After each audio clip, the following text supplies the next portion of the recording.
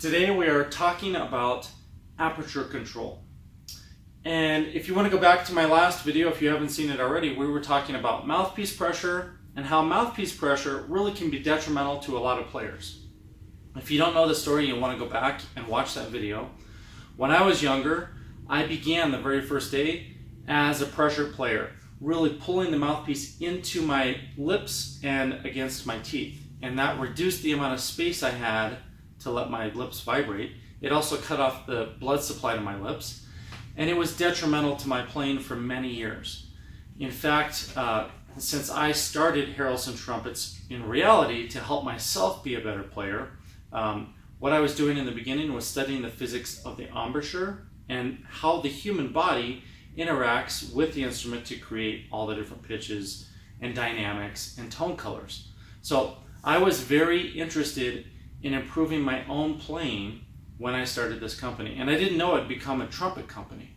So today we're going to talk about the first real piece of understanding how and why mouthpiece pressure is detrimental to your playing, why I really focus more on the mechanics and the underlying basis of how physically this the embouchure works rather than pressure itself. So I don't really spend a lot of time talking about mouthpiece pressure. Instead, I really focus on all the fundamental pieces that make up the mechanisms that create the pitches for you. And this is going to be true really for all players, unless of course you're using some kind of outside apparatus. So the first part that we're going to talk about today is aperture. Now, it could start with any of the pieces. There's no first part that's really number one most important. They're all equally important. But today we're going to talk about aperture. And we're going to define that because a lot of people may have heard it in passing or saw the word somewhere, but you don't really know what aperture is. And what I teach and what I've taught for 20 some years is aperture control embouchure. And what that means, or ACE, A-C-E, what that means is that we are using our own physical ability to move things in our body to change pitch rather than relying on squeezing the aperture tighter with pressure or with reduced space. I'm really talking about controlling it with your lips. So today we're going to talk about that. If you noticed, I was playing that little part. I just made this up.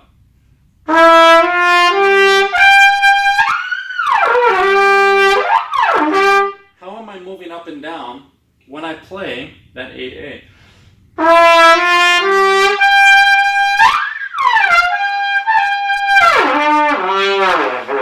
I'm just literally on camera focusing on changing my aperture size and shape. So I'm changing it from, say, this opening to something smaller, almost closed, and then back open again.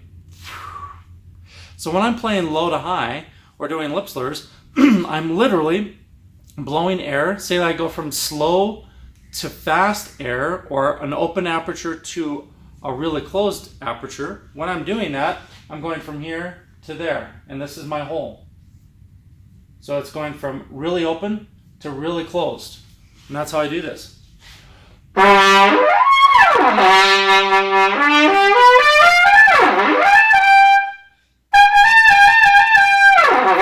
I'm just going from open to closed.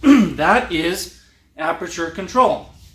So I'm leaving enough space for my lips to be able to move, meaning the distance between my teeth and my mouthpiece is wide enough that my lips can then be moving around like this. And they are moving around like that. And I'm changing aperture size. I'm not going to tell you exactly how to hold your lips, but today's lesson, we're really talking about how we do that, and part of it is changing the aperture. Now, is air velocity part of that? Yes. Is the durometer or lip tension part of that? Yes. There are many other factors, and we're going to talk about them lesson by lesson and introduce them to you slowly so you start to understand these concepts.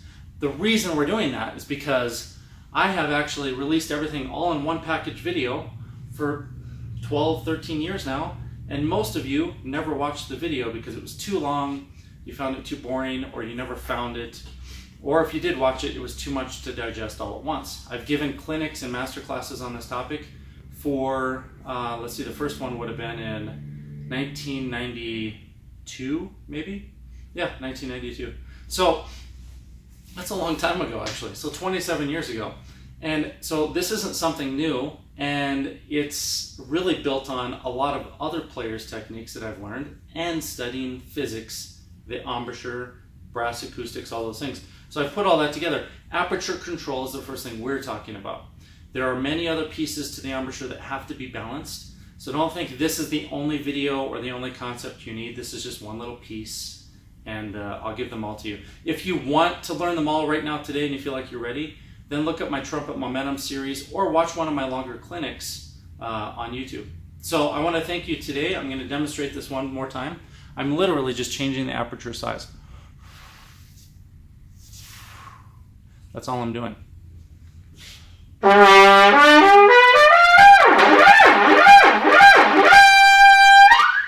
I'm just changing that rather than adding or decreasing the space, adding extra pressure. So that would be number one in our really mouthpiece pressure relief episode or series.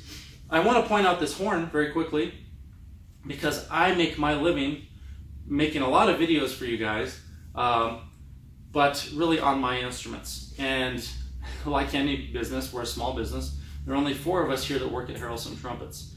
And the 4 of us work really hard to provide the best quality and versatile solutions to you in terms of mouthpieces, mod kits, and full trumpets, and other things. So I want to remind you, we do have a really cool Kickstarter coming up for an accessory for Bach trumpets. You'll want to check that out because it's something all of you can use, and it's very inexpensive. It's only going to be the $10 to $20 range. And I want to point out this horn. This is the Harrelson X17. It's part of a prototype series. That is a really nice horn that is one of our lighter weight models. And if you have watched this far, then you can now see the promo code. And if you want to purchase this horn, that promo code is only available on YouTube videos, and it's only valid through this Friday. So I want to thank you again for watching. Check out our next episode in a few days.